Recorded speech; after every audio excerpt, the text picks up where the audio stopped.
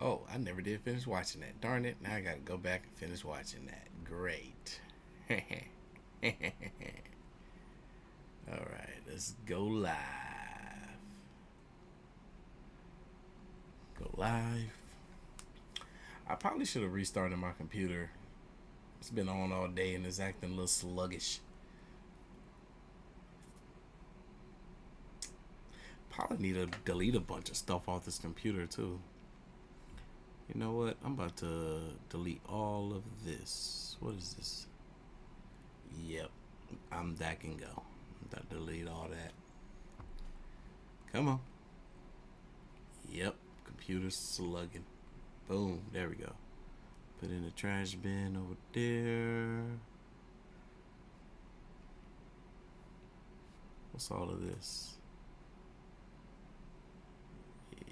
Yep. Just posted that so that can go in the trash bin too. Boom. Cool. Alright, let's see. YouTube. Go live. I think we're streaming on Twitch as well.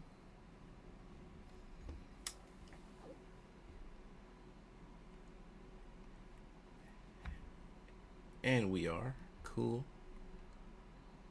Alright, back to YouTube. Hey, yo, we got a bunch of people up in here. What up, Mafia? Welcome to the live stream, y'all. We about to get this party rocking and rolling shortly. We live, baby. We is live. Dollar Silver, the first one up in here. Aaron, 100 Expedition, Dana, knitting crochet. Somebody's a big fan of knitting and crocheting. Daniel, what's good? Hell on, did I already shout you out? No, I didn't. What up, Daniel? Miss Christine, the 100 Expedition. Oh, that's the 100 Pineapples, my bad. 100 Pineapples first mod in the building. Desiree second mod. I see you down there. Camille, Candace, Emily, Salty, Miss Caroline, Shantae, I see you. The Viking, I see y'all up in here. King Cole in the building. Sazzle Dazzle. Melissa, I see y'all. What's good? We in here. Mary, what's poppin', y'all? We about to get this party rocking and rolling. But y'all know what I gotta do first. What up, AOK Mafia? It's your boy Artofkickz, and just like that, we back with another one. Yes, sir. It's been a hot minute since we've done a Mr. Ballin live reaction. No better storyteller on the web, in my opinion. Well, there's a few good ones out there. Desiree and Steve put me onto a really good one. Des, let them know who I'm talking about. Put a name in the chat. Put a name in the chat. She deserve her flowers too. But y'all, we're about to get this thing rocking and rolling. This one like an interesting story. It's titled "Stupid Killer So Greedy They Tried to Profit Off the Same Murder Twice." That's some greedy mess right there, for sure, for sure. But we're about to check this out. Y'all boys, girls ready? I'm ready. Let's go. We rarely cover stories that are still developing because we like to wait to get all the information before we present the story. But when we heard about today's story, we knew right away we had to make an exception and post the story right now. The plot of this story you're going to hear today is so absurd, it just sounds like fiction. Bad fiction, like badly written, unrelated. Yo, Mr. Bonner kills me, man. I knew from the title and the way he put the title of this video, stupid, like in bold caps. Yo, I know he hate these people, man. These people are some idiots. I already know this is about to be a dumb story. It's like, this is like a bad fiction. Oh my God. Mr. Ballin is upset. It just sounds like fiction. Bad fiction, like badly written, unrelatable fiction. But it's not fiction. It's true. It really happened.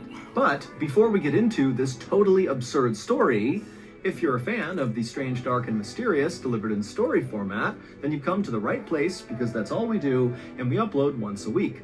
So, if that's of interest to you, please replace the like button's toilet paper with the kind that doesn't have a good seam on the outside, and you end up ripping it to pieces just to get it started. Also, please subscribe to our channel and turn on all notifications so you don't miss any of our weekly uploads. Okay, let's get into today's story. Ballin'! Roosevelt, I'm doing all right. How about yourself? I could feel better, but I feel okay. At around 9 p.m. on March 3rd, 2022, a 31-year-old woman named Corey Richens tucked her 3 young sons into their beds and then headed downstairs to her kitchen inside of her luxurious home in suburban Utah. Once she got down to the kitchen, she yelled out for her husband, whose name was Eric, to come join her in the kitchen. Corey had some big news that she had just learned that day, and now that their kids were all tucked away in their beds and were off to sleep, she and her husband could celebrate this big news and share a drink together. A moment later, Eric walked into the kitchen and Corey grinned at him and handed him his drink and then gestured for them to go upstairs to their bedroom. And so the two of them went upstairs, they sat down on the bed, and then Corey broke the big news. Corey's tiny real estate company had just found out that day that they were very likely going to close on a deal for this gorgeous 20,000 square foot mansion in Utah for $2 million. Now, Corey knew once she bought this property, she could do a couple of renovations to it and then quickly sell it for $3 million, meaning she was about to make a $1 million profit. Corey had been working really hard on her real estate business for years, but this really represented the first big break. She and Eric lived in a very conservative part of Utah where it was kind of expected that someone like Corey would stay home with the kids and be a good housewife, and that would be her life. But Corey didn't really want that. She wanted to have a professional career that was kind of on par with her husband's. Eric ran a very profitable masonry company that allowed the family to take vacations to Mexico and Spain every year, and also to afford their sprawling property at the end of the cul-de-sac. Corey had stayed home when the 3 boys were much younger, but now that they were 5, 7, and 9 years old, they had decided to hire a nanny, which had allowed Corey to finally go out and pursue her professional dreams. And so, totally beaming with pride, Corey sat there on the bed and clinked her husband's glass and went over all the details of this deal and talked about how great their lives were about to become with all this additional income. But fairly quickly, both of them decided they were too tired to stay up and celebrate any longer, especially Eric, who earlier that day had gotten an allergy shot and it had totally knocked him out. He was feeling kind of weak and tired, and so the two of them decided to just go to bed. And so after brushing their teeth and changing, they got into their bed, they turned off the light, and they were about to lay down and go to sleep when they heard their 7-year-old crying in his bedroom. And both parents let out a groan, and then Corey, she stood up, indicating she would handle this because they knew often their 7-year-old would have nightmares, and the only way he would go back to sleep was if his mom laid with him. And so Corey, she kissed Eric, and then as Eric rolled over to go to bed, Corey walked out of the room, she went down the hall, went into her son's bedroom, she got under the covers, and then before long, she and her son had fallen asleep. A few hours later, Corey suddenly sat up inside of her son's bed. It was about 3 a.m., and for a second, she couldn't even figure out where she was. The house was silent, it was totally dark, and she was confused, but then she remembered she had gotten up to tend to her son, and so she checked on her son, she saw he was still sleeping, and so she climbed out of the bed, she tucked him back in, she gave him a kiss, and then she left his room, went down the hall, and went back into her bedroom, where she climbed into her bed. Then she saw that Eric had kicked off all the covers, and he was sleeping on his back. And so Corey laid down on the bed and kind of rolled up right against her husband, and she pulled the covers up over both of them, and then she closed her eyes to go to sleep. But right as she did that, she noticed something very strange. Eric's body felt freezing cold. Corey opened her eyes and sat up in bed. She turned over and kind of pushed Eric to see if he would sit up and figure out why he was so cold. But Eric didn't budge, and when she pushed him, he felt really heavy, like dead weight. And so suddenly starting to panic, Corey yelled Eric's name several times, but Eric didn't budge. And so Corey leapt from the bed, she grabbed her phone, and she dialed 911. And when the dispatcher picked up, Corey was so hysterical as she's looking at her husband lying motionless in his bed that she could barely tell the dispatcher what was going on. But finally, she did get it out to the dispatcher, and the dispatcher said, "Stay calm, the ambulance will be there as soon as we can." And so just moments later, Corey heard the sirens outside, and so she ran downstairs, she flung the door open, and practically cried with relief as the paramedics charged into the house. But when the paramedics got upstairs into the bedroom and they went to go revive Eric, they saw right away it was already too late. Eric was dead. First responders had no idea what killed Eric. He seemed like a really healthy, fit guy who actually just the day before had gone for a casual 8-mile run. And he was also this big outdoorsman, always going on hikes and going on these long hunts. And so the idea that this guy had just suddenly died seemed really suspicious. The police did find a painkiller pill bottle on the bedside table next to Eric's side of the bed. And for a second they thought, well, maybe he overdosed on painkillers. But when they looked at the label on this pill bottle, it was immediately clear that this was a really old pill bottle and almost certainly had been empty for some time. When they asked Corey what she thought might have happened, she was totally in shock, but she did say, I don't know. I have no idea what happened to him. But, the day before, he did get that allergy shot and he had a kind of adverse reaction to it and really wanted to go to bed quite early, which seemed odd. But both Corey and the first responders agreed that it seemed pretty far-fetched that an allergy shot would lead to Eric's death. Suicide was also considered a possibility by first responders, but Eric really didn't have any reason to want to harm himself. He was a very devoted and loving father who adored his sons. He coached all their sports teams and went on all these adventures with them and was always out back kicking a soccer ball around with them. And his business was booming, and he had just learned that night that his wife's business was potentially going to start booming as well. And so ultimately, the police told Corey that we're just going to have to open an investigation and try to figure out what happened, and we'll be in touch. And if you think of anything that might help the investigation, please let us know. Man, this just has me thinking about how short and how precious life is. You never know. You just never know when your day may come. Man. I hate that this happened to this family. I don't know the reason why yet.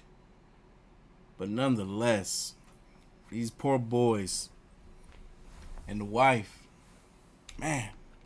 And Corey said, of course, I'll tell you, but she really wasn't listening. All she was thinking about was her 3 sons who were still sleeping in their beds and had no idea their dad was now gone. Over the next few weeks, while the family waited for autopsy results, Corey really focused her energy on her 3 boys who were really hit hard by the loss of their dad. Eric had been such a hands-on father that his absence was enormous in these boys' lives. The 5-year-old kept asking, "Where's Dad and when can I see him again?" The older 2 boys, who did sort of understand that their dad was dead, would also ask questions like, well, can Dad still see us or can Dad still hear us? And these questions broke Corey's heart because she did not have an adequate answer to any of them. And so she tried to find a children's book online and in bookstores that dealt with grief in hopes that that would kind of help her sons deal with what they were going through. But none of the books she got helped at all. And so a few weeks after Eric's death, when still nobody knew anything about how Eric died or what had really happened, Corey decided that she would take a different approach to helping her sons grieve. Instead of trying to read a book that somebody else wrote about how to handle grief, Corey just called her sons around one night and began telling them a story about their dad. And as she told them this kind of made-up story about their dad being this angel that was taking care of them, she began drawing pictures with a crayon and paper of their dad with wings and a halo, and she'd draw the kids down below waving up at their dad. I remember in the beginning of this, Mr. Ballin said that this was a developing story, and usually he doesn't cover developing stories. He usually covers stories that have a beginning and end. But as soon as he stated that this woman tried searching for books that could help her children during the grieving process, and then he mentioned that she maybe started to write a book, the story started to sound a bit familiar. I feel like I've heard a story like this recently about a woman who lost her husband and now she's trying to do something for the kids and It was just like this, as a matter of fact. So this is new. Okay, I gotta keep listening because Mr. Balling he gonna tell me some stuff that I need to hear about this story. And she would tell the boys that your dad is an angel now, and he's looking down on you, and he can hear you, and he loves you. And this really seemed to work for the boys. It was like for the first time since his passing that the boys kind of connected with the fact that their dad was gone, but they still had this meaningful connection with him. And so very quickly, Corey's stories about their dad and the illustrations that would go with them became a ritual. Every night, Corey would tell these stories and draw these pictures. And so, as the days and weeks went by, with still no word and no closure about what happened to their dad, Corey had a sort of epiphany. These stories Corey told her kids about their dad and how now he was this angel looking out for them, she could see firsthand how powerful it was and how really it was helping her sons cope with this loss. And she thought, why don't we turn our stories and all these illustrations into an actual grief book for kids? That way other families whose children are dealing with loss can read these stories as well and find some comfort. After all, Corey knew firsthand there really weren't any good grief books on the market. And so she knew for those that needed this, this would be huge. On April 13th, so 6 weeks after Eric had died, and several weeks after Corey and her kids had begun officially writing this kid's grief book, Corey was backing out of her driveway when from the other end of the cul-de-sac, she saw a police car coming down the way, and it was the lead detective on Eric's case, Detective Woody. It amazes me how many people tell me they have binge-watched all 300 plus of our YouTube episodes, and now they wait anxiously every single week for new strange, dark, and mysterious content. Heck, we've seen over 200 ourselves. We're getting close to the end. We're getting close. We need probably about 20 more videos and then we'll be caught up. And while this is totally awesome and very flattering, I usually respond with, well, don't you know we have another library of strange, dark, and mysterious content outside of YouTube that can be consumed anytime you want? As of this moment, there are over 140 strange, dark, and mysterious tales on our podcast, the Mr. Ballin Podcast. We release 2 episodes every single week. On Mondays, it's brand new content exclusive to the podcast, and then on Thursdays, we upload Starisha, tell the boys I say hello. You can listen to the Mr. Ballin Podcast, available exclusively on Amazon Music with your Prime membership. If you're not a Prime member, you can still listen to the Mr. Ballin Podcast by subscribing to Amazon Music Unlimited in the Amazon Music app. Oh, I have Amazon Prime. Let me see what Mr. Ballin got going on over there. Oh yeah, if y'all haven't seen the new show, if y'all saw the show The Boys on Amazon Prime, they got a spin-off series that I just started watching. It's pretty good. It's called Gen V, like Generation V, Gen V. It's pretty good too. As the detective came down the road, he was waving to Corey, clearly getting her to stop for a second. And so Corey, she parked her car, she hopped outside and went up to talk to him. And immediately, Detective Woody got out of his car, he walked up to Corey, and with a grave look on his face, he told her that he had some big news for her and it was going to be pretty upsetting, but he knew he had to tell her in person and right away. He told her that the autopsy results were in, and they determined that Eric had not died of natural causes. He had actually died from a fentanyl overdose. Fentanyl is a very powerful opioid that's often mixed with heroin, and just a little bit of fentanyl can kill someone. And Eric, it would turn out, had 5 times the lethal dose of fentanyl in his system. Corey was totally shocked at this news and told the detective that Eric didn't do drugs. The only drug he did was periodically he would eat a marijuana gummy before bed, but that was it. So this really didn't make any sense. The detective was respectful and kind of nodded his head and said, I totally understand that, but these are the results, and we need to find out where he got fentanyl from, and so we're going to need to search all of the electronic devices in your house to see if we can find communication between your husband and whoever got him the fentanyl. Corey told the detective that of course they could do that, but as she began thinking about all of their devices, she suddenly remembered that Eric's business partner, Cody Wright, had actually taken Eric's laptop very shortly after Eric had passed away. Now, Corey didn't know why Cody had taken the laptop, but Cody had been a thorn in both Corey and Eric's side for several years now. Eric and Cody had been very close friends when they had started their masonry business together about a decade earlier, but they'd had a serious falling out a few years back. The two men had been on this elk hunting trip, and at one point Eric had illegally shot and killed a bull elk, and Cody had actually reported Eric after this hunting trip to the game wardens. And as a result, Eric got in a lot of trouble and was temporarily banned from hunting anywhere in Utah. The two men still managed to continue to work together and build their masonry business, but it was very clear their relationship was totally fractured and would never be repaired. Now, Corey didn't get into all the details of the tensions with Cody, but she did tell Detective Woody that, if you want access to Eric's laptop, you got to go talk to Cody because he took it for some reason. And also, you really just ought to talk to Cody in general because, maybe he has more to do with what happened to Eric and this whole fentanyl thing than he's letting on.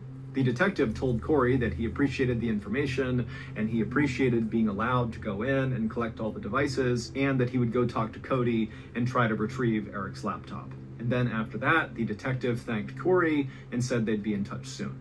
But after this conversation with Corey, the investigation into Eric's death kind of stalled out. When police did follow up with Cody, they didn't find anything really worth pursuing. And outside of talking to Cody, no new information came in about Eric's death or about, his connection to fentanyl.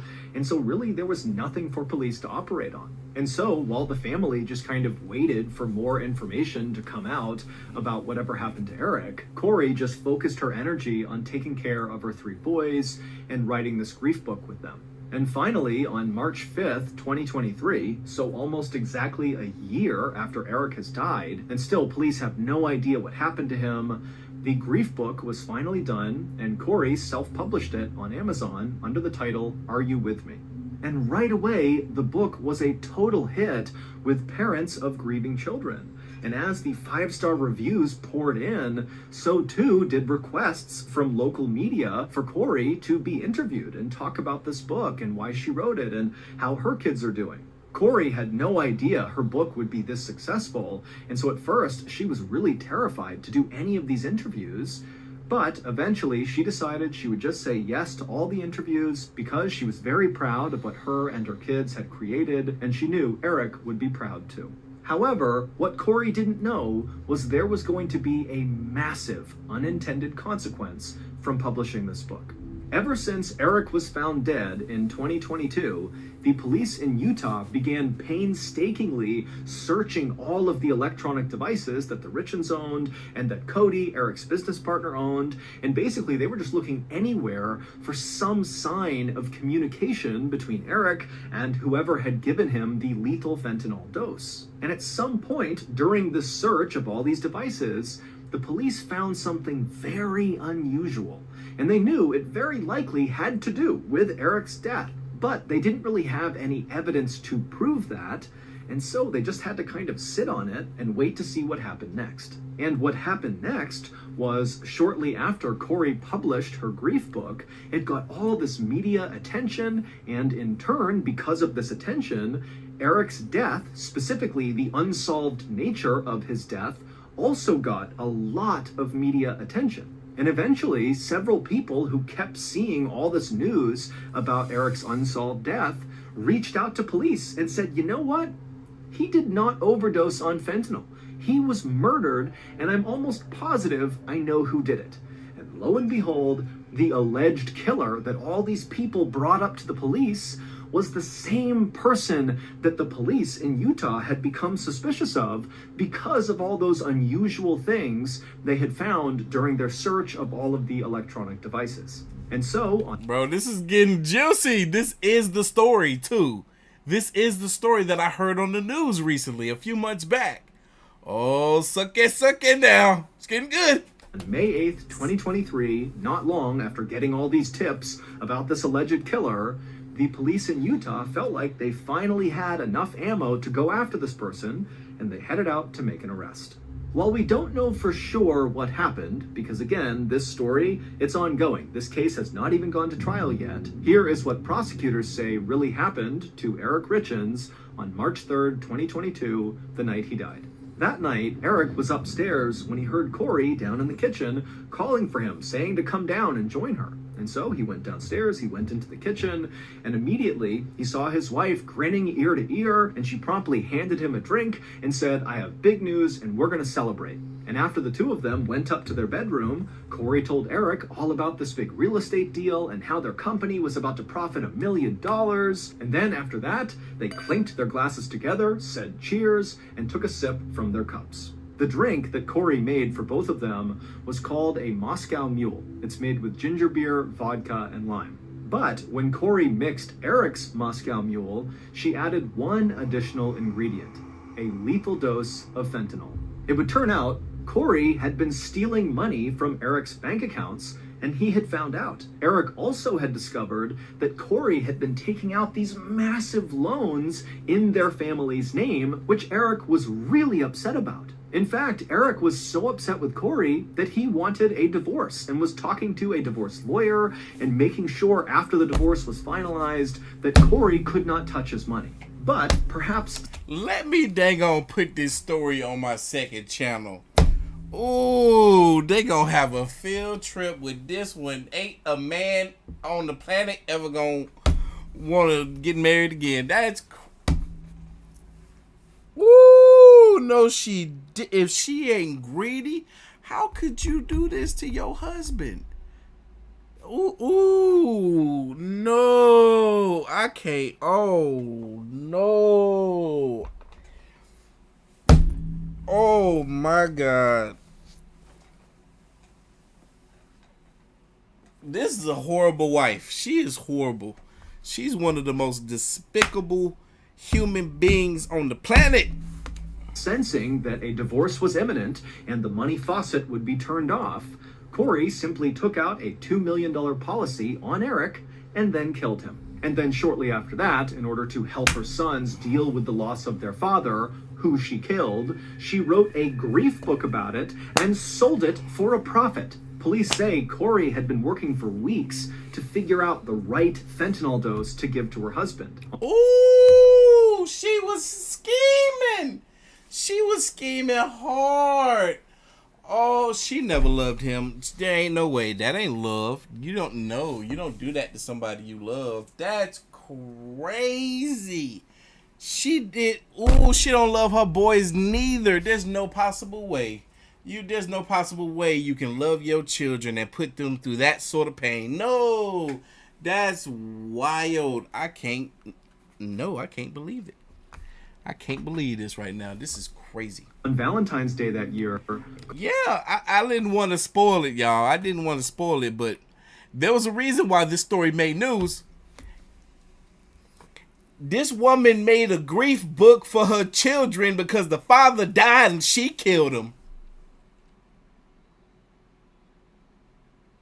Evil.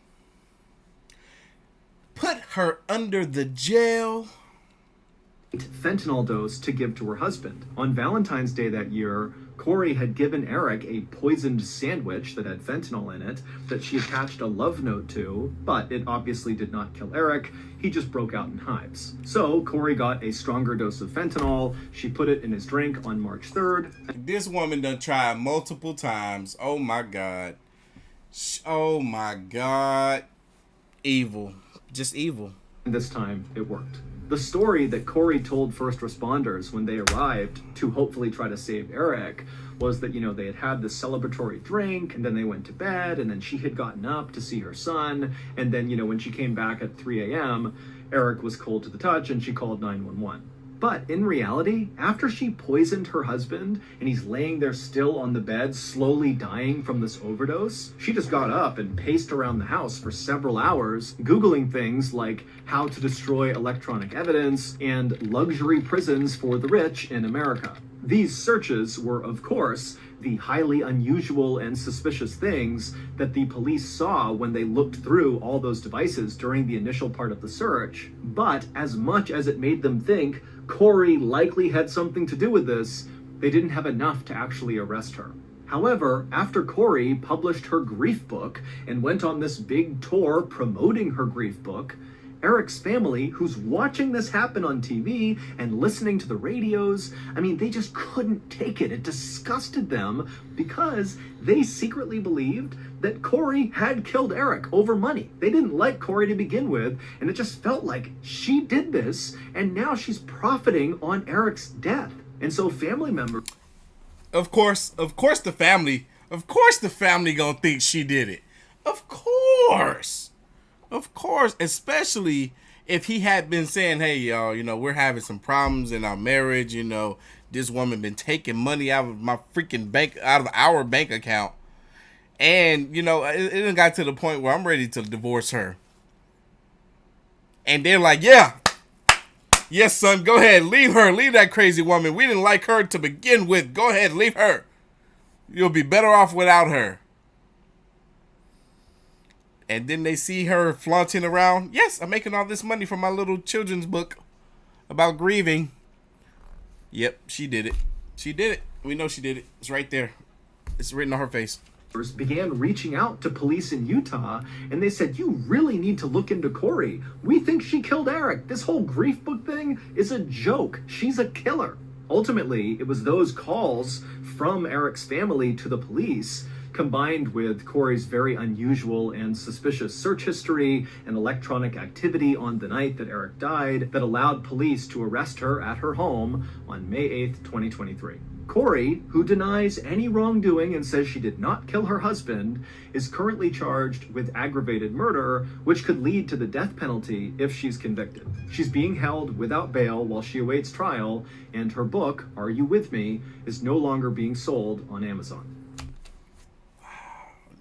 Wow.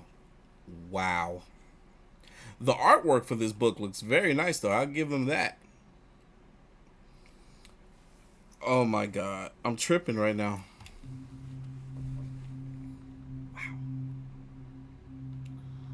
On June 8th, 1989, in Pikeville, Kentucky, a young woman stood outside on the second-floor balcony of a motel room, smoking a cigarette and staring down anxiously at the parking lot below. A few minutes later, a little Ford Tempo car pulled into the lot, and the driver got out and started walking towards the first floor of the motel. When the woman saw who the driver was, she instantly flicked her cigarette and began charging down the outside stairs 2 at a time to go cut the driver off.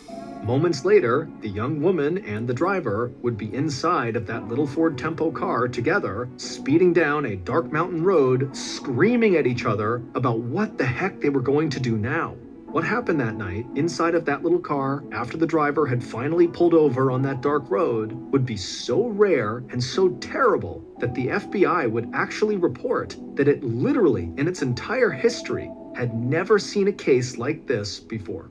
Dang, I wonder what that story is. Now I gotta go to Amazon Prime and listen to it.